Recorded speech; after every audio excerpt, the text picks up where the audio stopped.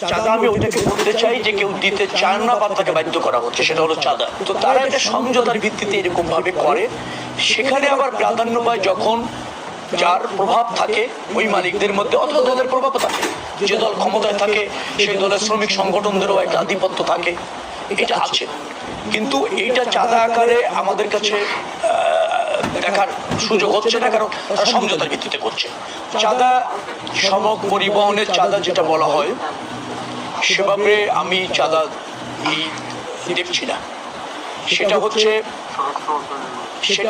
সেটা পরে করবে। সেটা হচ্ছে বাস মালিক সমিতি আছে, আবার শ্রমিক সমিতিগুলিও আছে, ফেডারেশন আছে।